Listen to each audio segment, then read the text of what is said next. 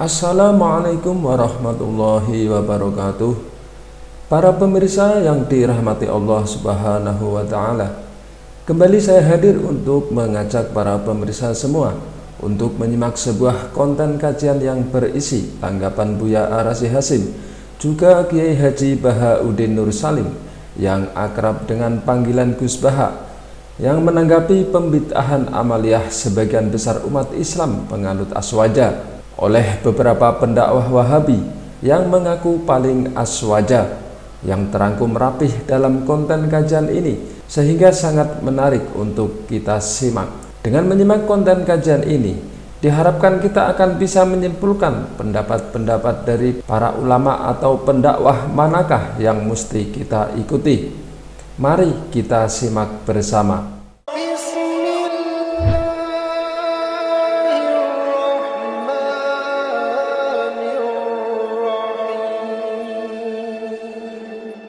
Banyak hal-hal yang bukan bid'ah sekarang dibid'ahkan oleh kawan-kawan saya.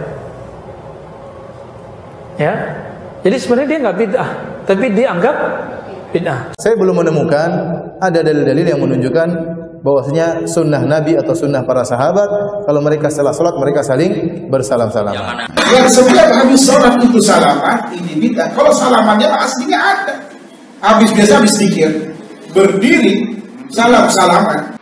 Mosok ana takok, dalile apa nek bar salat salaman? Hadise ana to. Aku mulane kadang setuju gerakan cangkem elek setuju. Selesai salat mereka sebagai imam, mereka memimpin zikir bersama, berdoa, memimpin doa. Kemudian habis itu selesai itu berdiri, memutari bersalaman-salaman sambil berteriak suara keras. Loh betul, itu yang cerita saya itu Ustaz Jakarta. Dia itu Ustaz Sunni. Keselen ditakoki wong dalilnya apa orang habis salat salaman. Demikian juga misalnya kita memang baru ketemu, kita datang masbuk, baru ketemu orang sebelah, kita boleh bersalaman. Karena memang kalau orang baru bertemu sunnahnya apa? Bersalaman. Tapi menyengajakan setelah sholat salam-salaman, maka saya tidak menemukan sunnahnya dari Nabi Shallallahu Alaihi Wasallam. Saya itu cangkem elek zaman pondok nganti dadi ustaz cangkem elek. Wong ditetir cangkem apik ra iso deh. Cuma iso ngaji sithik-sithik iso. Nah, ini masalah. Masalahnya antum ganggu orang yang sholat sunnah. Jadi tergantung lagi, kalau antum memang membiasakan tradisi yang ada, itu bid'ah. Akhirnya datang ke saya, dia cerita, kalau kamu habis sholat, boleh nggak ke kamar mandi? Misalnya kencing, boleh. Nyalain HP, boleh. Mereka yang menentang salaman itu kalau habis salam kan nyalain HP. Yang butuh kamar mandi, oh berarti Allah itu salaman ke orang mukmin. Mengucapkan selawat-selawat, itu agamanya para sahabat. Kita yakin itu bukan dari Islam. Tidak pernah Nabi yang mulia alaihi salatu wassalam mengajarkan seperti itu. Tidak pernah dilakukan oleh para sahabat. Jadi akhirnya mereka sadar, mereka itu kan lucu kan. Habis sholat nyalain HP, gak ada hadisnya, nyalain aja. Habis sholat ke kamar mandi, ya gak ada hadisnya, ya ke kamar mandi. Tapi kenapa untuk salaman kok butuh ada hadis?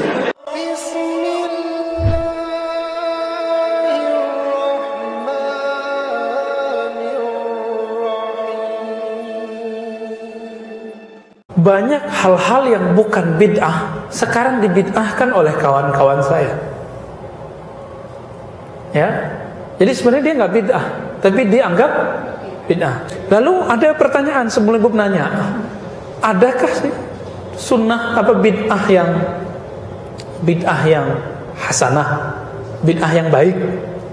Adakah? Nah, sebelum sampai ke sana, maka saya kasih definisi dulu. Bid'ah itu kita jelaskan definisi menurut Imam Salafi. Ini di mana-mana saya sampaikan materi ini karena penting sekali. Biarlah dianggap berulang-ulang, tapi ini penting sekali karena nggak semua kita juga tahu kan kajian ini. Al-bid'ah menurut Imam Ibnu Taimiyah, Imam Salafi, wafat tahun 728 Hijriah. Imam siapa? Ibnu Taimiyah. Pengikutnya menyebut dirinya salafiyah. Tapi ternyata pas saya cek, antara beliau dengan pengikutnya terjadi perbedaan langit dan bumi. Jauh sekali. Apa kata beliau dalam Majmu' Fatawa Al-Kubra, kemudian didetailkan dalam kitab Iqtida' Shiratal Mustaqim? Bid'ah itu ma lam yadulla alaihi dalilun syar'i. Bid'ah itu yang tidak ada dalilnya dalam syariat. Terus dalil itu bukan hanya Quran, tapi ada Quran, ada sunnah, ada ijma, ada qiyas. Ada 4. Terus tambah lagi, ada maslahat. Maslahat itu contohnya apa? Semua yang maslahat. Contoh, di masa Rasulullah tidak ada namanya tabir antara laki dan perempuan. Lalu diadakan, akhirnya ibu-ibu jadi nyaman di masjid, ya kan? Maka itu maslahat namanya dalam agama. Di masa Rasulullah sholat nggak pakai karpet. Bahkan Ibnu Abbas disuruh oleh dokter mata untuk sholat di atas kayu, sajadahnya dulu kayu, biar kataraknya nggak tambah parah. Tapi beliau mengatakan, saya tidak pernah melihat Nabi sujud di atas sajadah kayu. Maka la asjud illa 'alal ard. Saya nggak mau sujud kecuali di atas tanah, debu. Akhirnya nggak lama beliau buta. Berarti dulu pakai karpet begini bid'ah toh? Belum tentu. Maka bid'ah di zaman Ibnu Abbas belum tentu bid'ah zaman kita gitu. Ya banyak itu kejadian-kejadian begitu.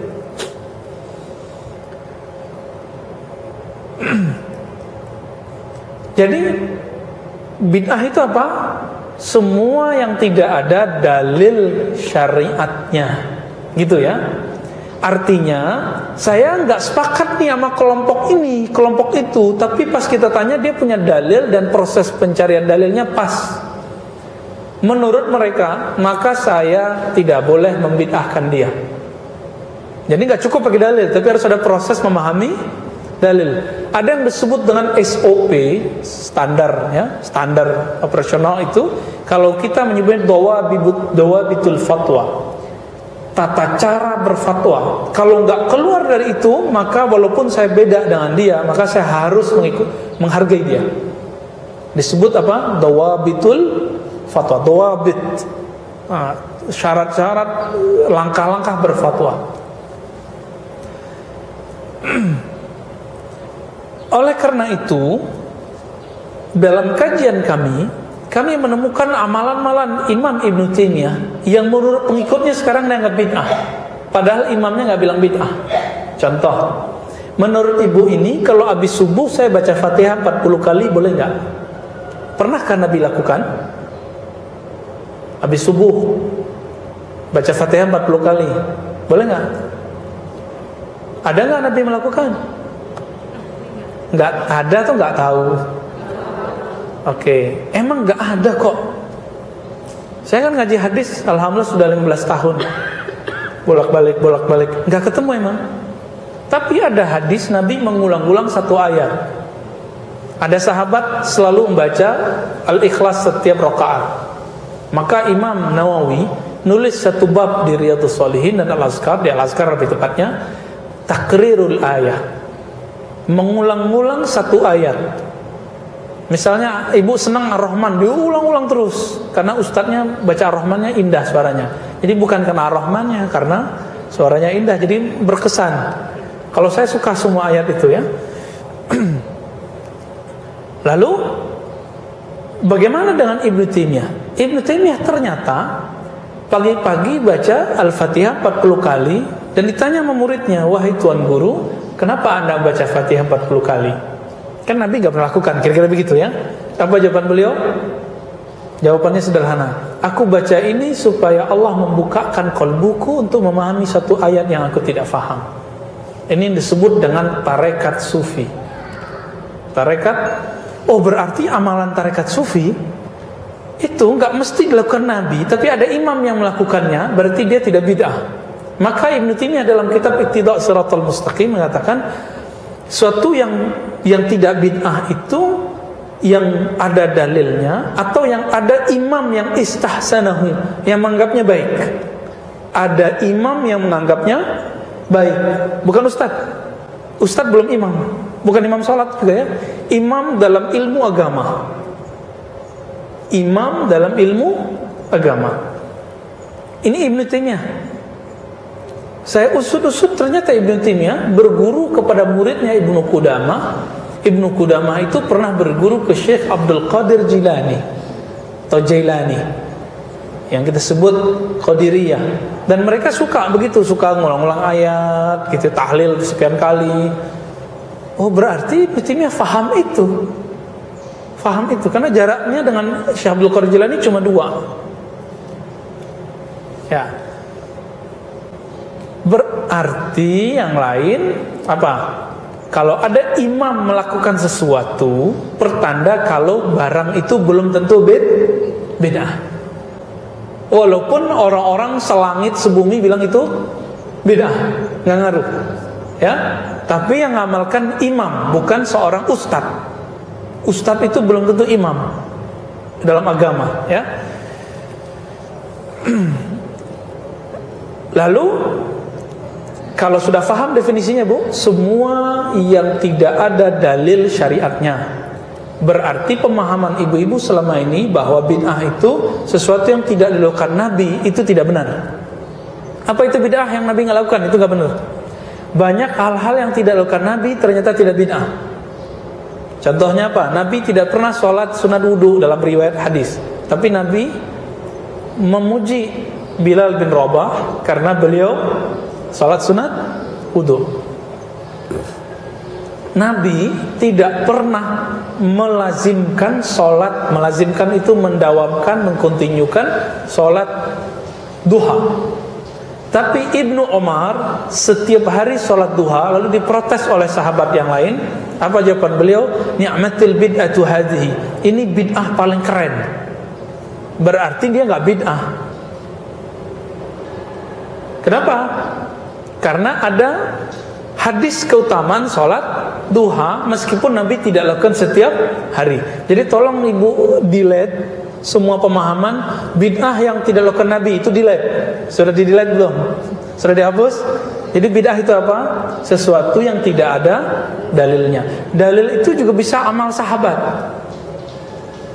Amal sahabat, maslahat, uruf, tradisi yang baik. Uruf artinya apa? Tradisi yang. Adakah dalil setiap Idul Fitri silaturahmi? Ada enggak? Enggak ada. Tapi tradisi orang Indonesia setiap Idul Fitri silaturahmi. Silaturahmi baik enggak? Baik. Dilakukan di Idul Fitri. Makanya Idul Fitri di negeri kita lebih indah daripada di negeri lain. Di Mekah, Madinah cuma silaturahminya setengah jam, selesai, hilang. Di hari itu udah habis Idul Fitrinya. Di negeri kita sebulan masih ada, Bu. Nggak tahu kalau Jakarta sekarang ya. Jakarta BSD kayaknya udah nggak juga. 3 hari doang kayaknya. Baik. Wah, waktunya udah mau habis. Jadi bapak, nggak ada papanya, nggak ada papanya, ada beberapa di situ. Ibu-ibu semua, tidak semua hal-hal yang tidak dilakukan Nabi itu bid'ah. Kalau nggak tahu, tanya dulu sama pelaku amalan itu, apa dalil kamu dan cara memahami kamu gimana. Tapi jangan tanya ke jamaahnya, jamaah nggak ngerti apa-apa. Tanya ke ulamanya. Mosok ono takok, dalile apa nak bar salat salaman? Hadisnya ono to. Aku mulane kadang setuju gerakan cangkem elek setuju. Lho betul, itu yang cerita saya itu Ustaz Jakarta, dia itu Ustaz Sunni. Keselen ditakoki wong dalilnya apa orang habis salat salaman. Saya iki cangkem elek zaman pondok nganti dadi ustaz cangkem elek. Wong ditetir cangkem apik ra iso deh. Cuma iso ngaji sithik-sithik iso. Akhirnya datang ke saya, dia cerita. Kalau kamu habis sholat boleh enggak ke kamar mandi? Misalnya kencing, boleh. Nyalain HP, boleh. Mereka yang menentang salaman tuh kalau habis salam kan nyalain HP. Yang butuh kamar mandi, oh berarti sengerawala itu salaman ke orang mukmin. Jadi akhirnya mereka sadar, mereka itu kan lucu kan, habis sholat nyalain HP, gak ada hadisnya, nyalain aja. Habis sholat ke kamar mandi, ya gak ada hadisnya, ya ke kamar mandi. Tapi kenapa untuk salaman kok butuh ada hadis? Memangnya nyalain HP ada hadisnya habis sholat. Terus ngono-ngono itu di tengahmu itu rakyat naik, itu cangkem melek. Maksudku ini loh. Kue lah tak warai hujah itu menora paham. Kan sing wis karuan bakat kan cangkem. Wis kowe terusno karena ini. Ya dalile mau at-takabbur alal mutakabbir sedekah. Nyombongi wong sombong iku sedekah. Berarti terus arep nyangkemi elek wong cangkem elek. Wah ya repot, ajarannya ngono ya repot. Nah ini tidak ajaran saya, ini cerita fakta, ini tidak ajaran saya. Ajaran saya itu kebaikan, bukan seperti itu. Cuma ini ngomong ilmu saja, kok. Jadi kadang nih Pak Haris, nak ono wong darane ki rabi telat mergo ora payu, harus diluruskan. Bingung milih, harus diluruskan. Sampai yang ngono es boyong. Kang, komodo ora tau dadi khotib ta payu pengajian. Ijek tirakat, Kang. Tirakat. Dhisik wali-wali iku sedurunge dadi kiai iku rialat sik tirakat sik. Iku ngempet omong. Jadi kesannya kan padahal aslinya orang payu. Ya kan orang boleh lah menjaga harga diri itu boleh kan, harga pas-pasan kalau nggak dijaga kan jatuh. Sah.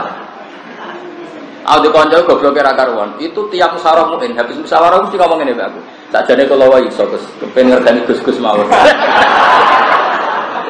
Sampai sekarang dia itu jadi kiai. Tiap tanya saya tuh belum pernah ngaku goblok. Kalau tanya hukum kan beberapa kali ada masalah dia tidak bisa jawab. SMS ke saya masih sombong. Gus sakjane kula saged, tapi untuk jaga tawadhu tanya jenengan. Sampai sekarang itu masih belum ngaku kalau goblok. Amit tenan. Jadi Gus sebetulnya saya bisa, tapi untuk jaga tawadhu saya tetap tanya jenengan. Amit. Ya akhirnya tetap tak jawab. Aku tak jawab, gue Joko alimku, mulanya aku tetap jawab. Mergo nek ora iso jawab jenenge bodoh. Mangkel ngomong. Lah ya gue Joko alimku tak jawab. Mergo aku nek ora iso jawab jenenge Joko bodoh. Wah, repot to mineral mau repot. Jadi kalau ada orang tanya kamu, dalilnya apa habis sholat salaman? Ya tanya saja. Mereka kan ya biasa habis sholat nyalain HP-nya yang off di on kan. Tanya aja hadisnya. Haddatsana Abu Al-Bukhari wa Al-Bukhari. Kalau Rasulullah jika kamu mau sholat maka matikan HP. Setelah selesai maka nyalakan HP. Al-Hadis wa Al-Bukhari. Spesial wasohah Al-Albani. Waduh. Waduh Albani barang ribet kamu. Cara kula sore ora usah ngono lah. Semoga anggere gak maksiat wae apik lah bar apa. Nggih cara kula sore pesanut Kanjeng Nabi sing gampang-gampang. Mal khuyira Rasulullah bena amro ini ilahtaro aisarahuma malam yakun isman. Itu sudah jelas hati Rasulullah tidak disuruh milih dua hal kecuali milih yang paling gampang. Malam yakun isman, asal tidak maksiat urip wis gampang ae. Misalnya kepengen nyate, kepengen ngemi ya ngemi. Ini yang paling afdol terus boleh hadis ini Bukhari. Apik dia nyate apik ngemi. Aneh-aneh. Apik di Rabi Zainab serius yang gelem aneh-aneh. Kalau mau repot-repot. Mbak-mbak yang mau apik di untuk Ustaz apik adalah itu yang gelem mau repot. Wah milah malah kecewa napa? Kalau dikonco, Gus dari Kanjeng Nabi Rabi di Jamaliha wa Maliha wa Hasabiyah. Tapi sing ngene iku ora gelem mbek kowe aneh-aneh wae. Kira-kira gelem gak yo ning wayu cantik pinter. Gelem gak kira-kira begitu? Aneh-aneh. Kowe Rabi wedok salat madhep ngulon wis bar.